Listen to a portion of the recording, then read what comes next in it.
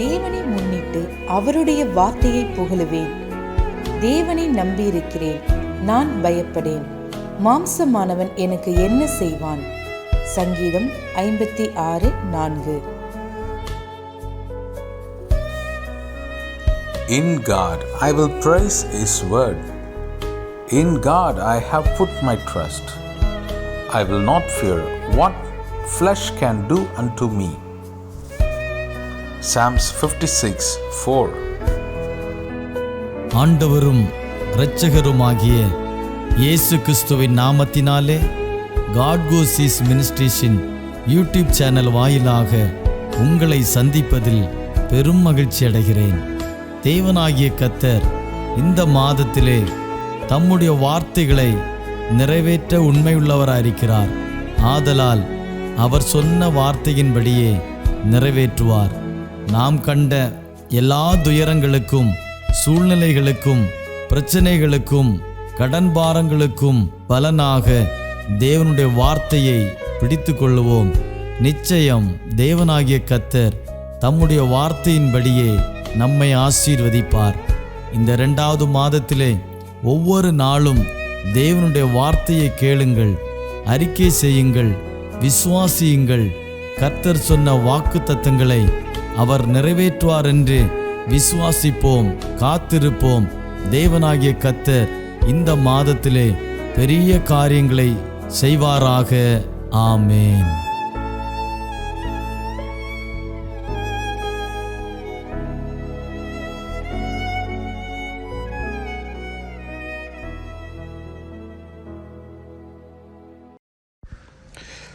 Price the Lord.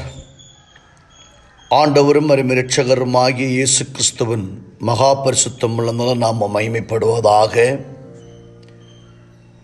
இந்த 2024ஆம் ஆண்டு பிப்ரவரி மாதமும் யூடியூப் வாயிலாக உங்களை சந்திப்பதிலே மிகுந்த பெருமகிழ்ச்சி அடைகிறேன்.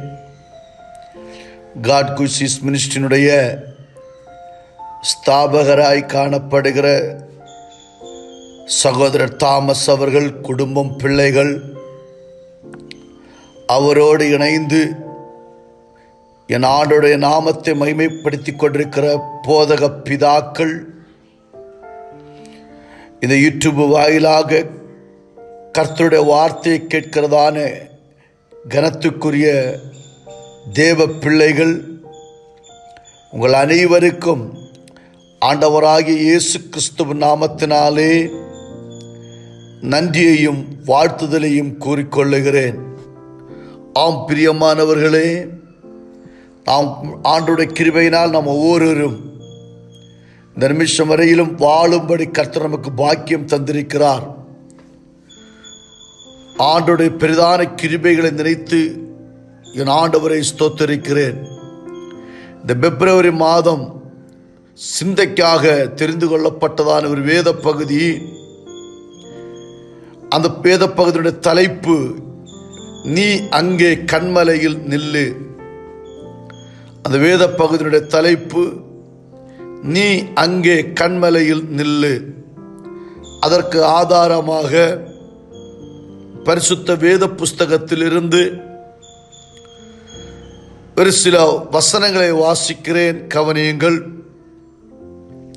யாத்ராகம புஸ்தகம் 33ஆம் அதிகாரம் 21 முதல் 23 வரை உள்ளதான வசனங்கள். யாத்ராகமம் 33ஆம் அதிகாரம் 21 முதல் 23 வரை உள்ளதான வசனங்கள்.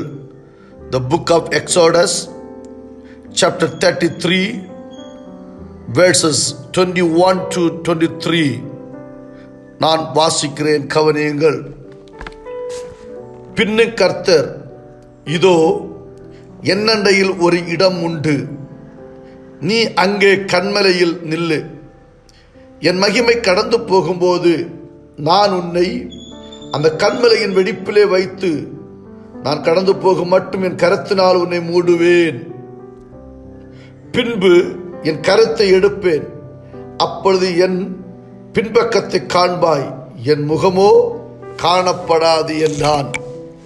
கர்த்தருடைய மகா பரிசுத்தமுள்ள நல்ல நாமம் மகிமைப்படுவதாக. ஆண்டவராகிய தேவன் மோசையை பார்த்து சொல்லுகிறதான ஒரு வேத பகுதியை தான் நாம் இங்கே வாசித்து கேட்டோம்.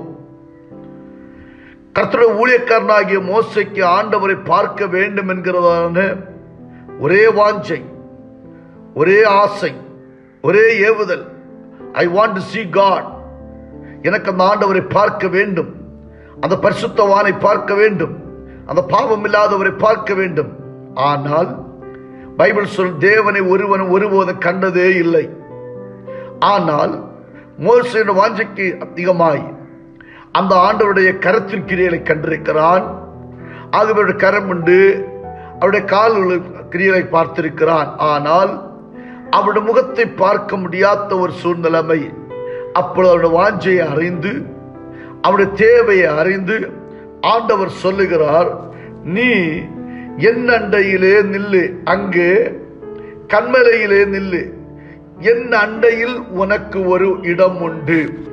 அந்த மோசே ஆண்டவரை பார்த்து, ஆண்டவரே, ஐ வாண்ட் டு see you, எனக்கு உம்மை பார்க்க வேண்டும் என்று கேட்கும் பொழுதுதான் ஆண்டவர் மோசையை பார்த்து சொல்லுகிற வார்த்தை தான், என் அண்டையில் உனக்கு ஒரு இடம் உண்டு, ஆனால் நீ அங்கே கன்மலையில் நில்லு என்று சொல்லிவிட்டு ஆண்டவர் சொல்லுகிறார், என் மகிமை கடந்து போகும்போது நான் உன்னை கன்மலையின் வெடிப்பில் அதாவது 2 பாறைகளுடைய நடுவிலே அவனை கன்மலை வெடிப்பிலே வைத்து நான் கடந்து போகும் வரைக்கும் என் கரத்தினால் உன்னை மூடுவேன். இப்படி சொல்லப்படலாம். 2 பாறையின் இடுவிலே அவனை கமந்து படுக்க வைத்து அவனை ஆண்டவர் தன்னுடைய கரத்தினால் அவனை மூடி, ஆண்டவர் இந்த மலையிலிருந்து மறுமலைக்கு கடந்து போகும் பொழுது அவருடைய பின்புறத்தை, பின்பக்கத்தை மட்டும் கண்டதாக பைபிள் சொல்லுகிறது. ஆம் தேவ பிள்ளைகளே, இன்றைக்கு எனக்கு உங்களுக்கு தர வேண்டியதான ஒரு நற்செய்தி காணப்படுகிறது. நாம் முதலாவது நிற்க வேண்டிய இடத்தில் நிற்கிறோமா? பைபிள் சொல்லுகிறது, நீ அங்கே கன்மலையிலே நில்லு. இந்த கன்மலை யாரை குறிக்கும்? கன்மலை இயேசு கிறிஸ்துவை காட்டுகிறது. நாம் கிறிஸ்துவுக்குள்ளே நிலைத்து நின்றால் அங்கே நமக்கு ஒரு இடம் உண்டு. இயேசு தாமே அவருக்குள்ளே காணப்படுகிற பிள்ளைகள். எந்த சூழ்நிலைமைகள் வந்தது, பிரதிகூலங்கள் வந்தது, பிரச்சனைகள் வந்தது, வியாதிகள் வந்தது, துன்பங்கள் வந்தது, துயரங்கள் வந்தது. ஆனால் பைபிள் சொல்லுகிறது, எந்த சூழ்நிலைமை வந்தாலும் சரி, அந்த கன்மலையாகிய கிறிஸ்துவின் மீது நீ நின்றாய், அந்த கன்மலையாகிய கிறிஸ்துவின் மேல் நிற்பாய் என்று சொன்னால் உனக்கு அங்கே ஒரு இடம் உண்டு. போன நாட்களிலே குடும்பத்திலே மோதி அடித்த பெருங்காற்றிலும் இந்த கன்மலை அல்லவோ நீ பாதுகாத்தது. உன் வாழ்க்கையில் உன் பிள்ளைகளுக்குள்ள பிரிவினை ஆவிகள் வந்த போதிலும் அந்த கன்மலையின் சிகரம் அல்லவோ உன்னை பாதுகாத்தது. அந்த கன்மலையின் கரம் உன்னோடு கூட இருந்ததல்லவா?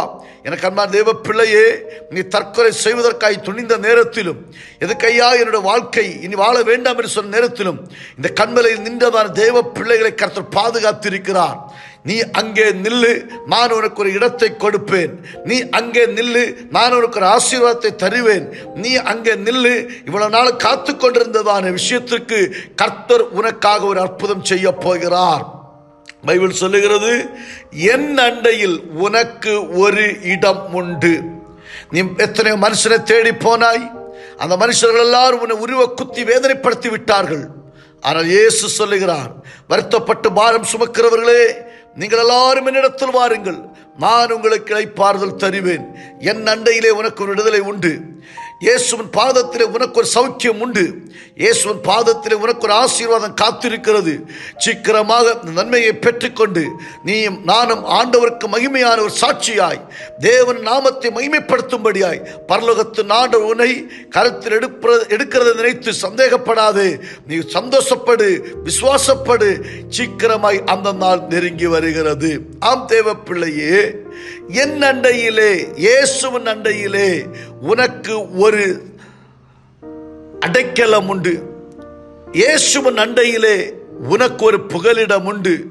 எங்கே நான் போவேன், என்ன நான் செய்வேன், எப்படி நான் வாழுவேன், எப்படி என் குடும்பத்தை காப்பாற்றுவேன் என்று சொல்லி ஏங்கி தவித்துக் கொண்டிருக்கிற என் தெய்வ பிள்ளையே, இயேசுவின் அண்டையில் உனக்கு ஒரு அடைக்கலம், இயேசுவின் அண்டையில் உனக்கு ஒரு தஞ்சம், இயேசுவின் பாதத்திலே உனக்கு ஒரு சமாதானத்தை இயேசு ஏற்படுத்தி வைக்கிறார். பைபிள் சொல்லுகிறது, மனுஷனே நீ தெரிந்து கொண்டவைகள் எல்லாம் பாழும் சூன்யமாய் காணப்படுகிறது, ஆனால் என்னால் உனக்காக ஆயத்தம் பண்ணப்படுகிறது ஆசீர்வாதமாய் காணப்படுகிறது என்று பைபிள் சொல்லுகிறது.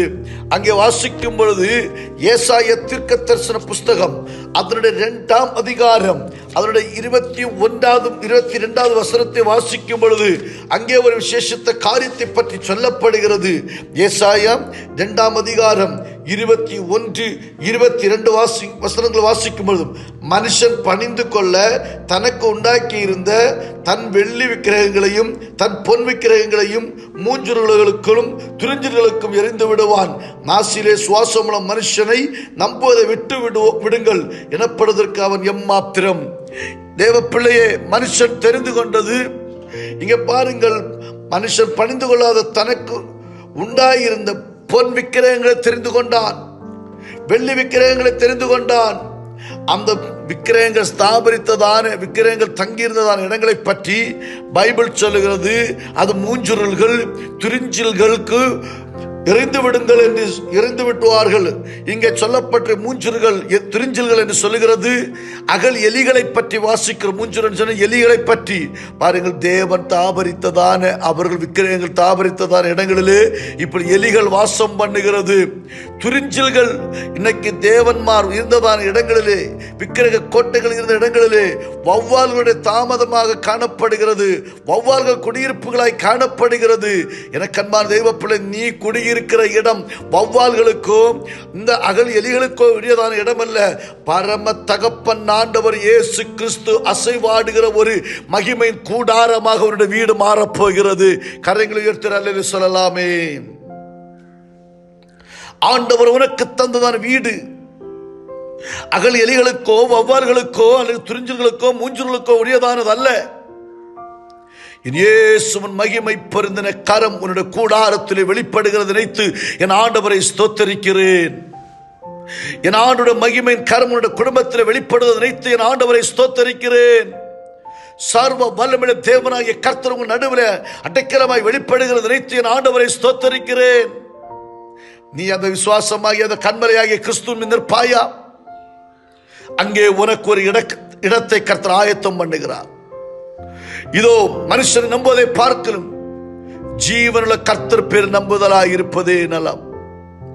ஆண்டவரை நம்பு சகோதரங்களே, என் தெய்வத்தை நம்புங்கள் தேவ பிள்ளையே, என் ஆண்டவருடைய சாட்சியாய் வாழுங்கள் தேவ பிள்ளையே. மனுஷன் உடைத்து உடைத்து தூக்கி வீசலாம், என் ஆண்டவர் அந்த இடத்திலிருந்து உன்னை உருவாக்கி வெளியே கொண்டு வருகிறார். உன்னை ஆசீர்வதிக்கும்படி அங்கே உனக்கு ஒரு இடத்தை கர்த்தர் ஆயத்தம் பண்ணிக்கொண்டே இருக்கிறார்.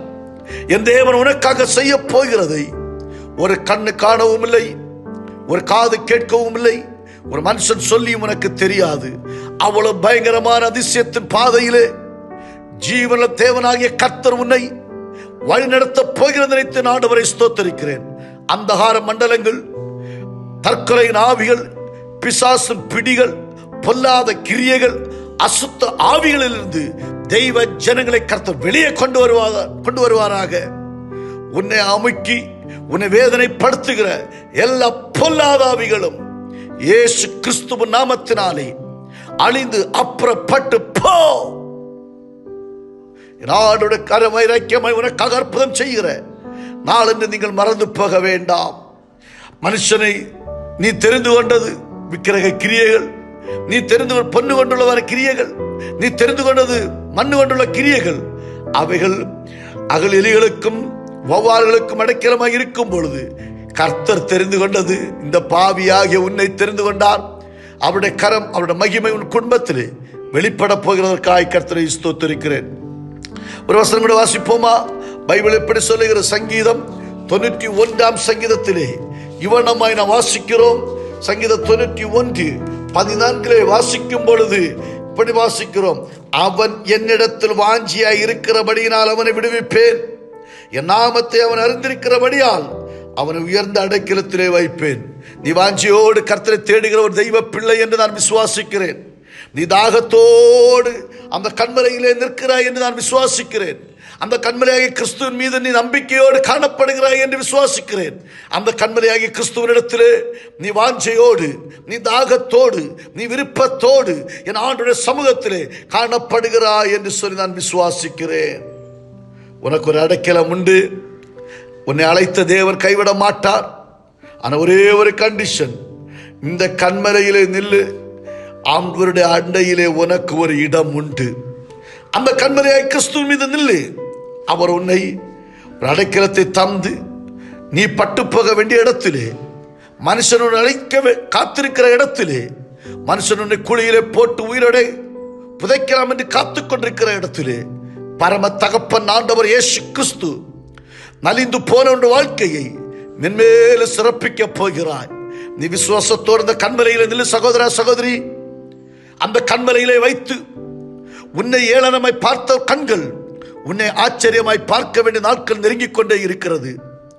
எந்த சூழ்நிலைமையாக இருந்தாலும், இயேசுவே, நான் எந்த மனுஷனாக இருந்தாலும் சரி, நீ எந்த பாவியாக இருந்தாலும் சரி, சொல்லு, இயேசுவே, நான் ஒரு பாவியாகிய மனுஷன், நீர் எனக்கு ஒரு இரக்கம் செய்யும். நான் அந்த கண்மலையாகி கிறிஸ்துவோடு கூட இருக்கிறேன். எனக்கு ஒரு அடைக்கலத்தை தாரும், உனக்கு ஒரு இடத்தை தாரும், எனக்கு சமாதானத்தை தாரும், எனக்கு நிம்மதியை தாரும் என்று நீங்கள் கேட்பீர்கள் சொன்னால், நிச்சயமாய் பரலோகத்து நாடு உனக்கு பதில் தருவாராக. பரலோகத்து நாடு இந்த வார்த்தையின் மூலமாய் உங்கள் யாவரையும் ஆசீர்வதிப்பாராக. ஆமேன், ஆமேன், ஆமேன்.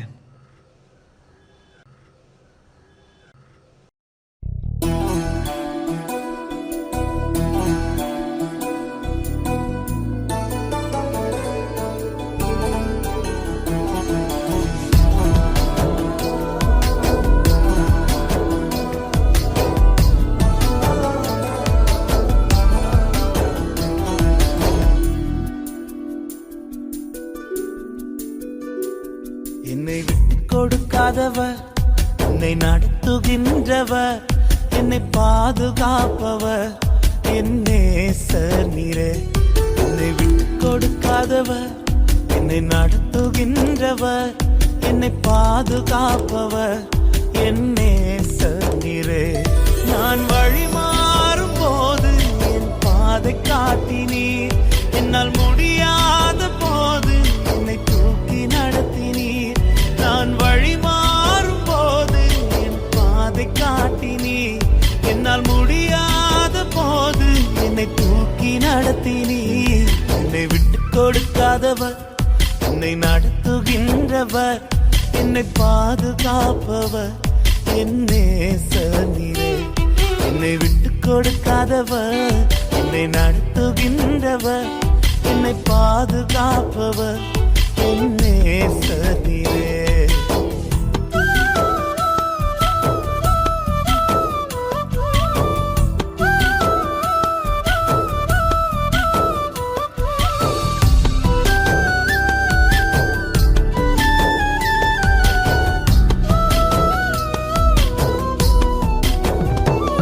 நான் பாவம் செய்த போது என்னை உணர்த்தி நடத்தினீர். உம்மை நோகடித்த போதும் உம் கிருபையால் மன்னித்தீர். நான் பாவம் செய்த போது என்னை உணர்த்தி நடத்தினீர். உம்மை நோகடித்த போதும் உம் கிருபையால் மன்னித்தீர். என்னை விட்டு கொடுக்காதவர், என்னை நடத்துகின்றவர், என்னை பாதுகாப்பவர், என் நேசர் நீரே. என்னை விட்டு கொடுக்காதவர், என்னை நடத்துகின்றவர், என்னை பாதுகாப்பவர், என் நேசர் நீரே.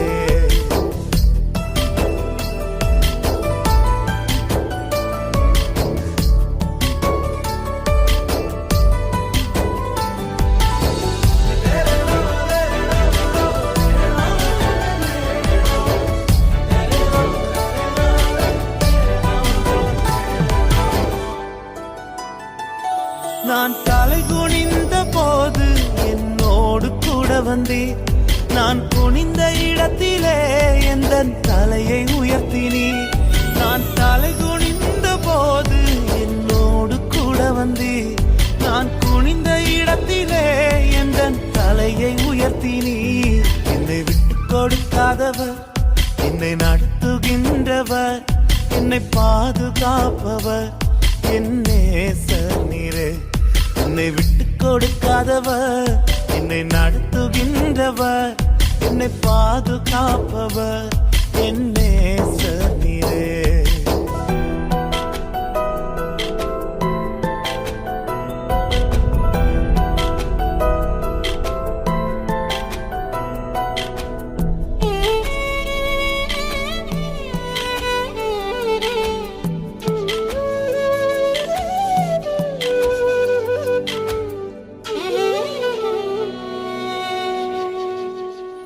நான் வேண்டிக் கொள்வதெல்லாம் என் வாழ்வில் தருகின்றீர்.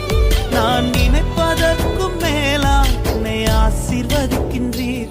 நான் வேண்டிக் கொள்வதெல்லாம் என் வாழ்வில் தருகின்றீர். நான் நினைப்பதற்கும் மேலாம் என்னை ஆசீர்வதிக்கின்றீர். என்னை விட்டு கொடுக்காதவர், என்னை நடத்துகின்றவர், என்னை பாதுகாப்பவர் என் நேசர் நீரே. என்னை விட்டு கொடுக்காதவர், என்னை நடத்துகின்றவர், என்னை பாதுகாப்பவர் என் நேசர் நீரே.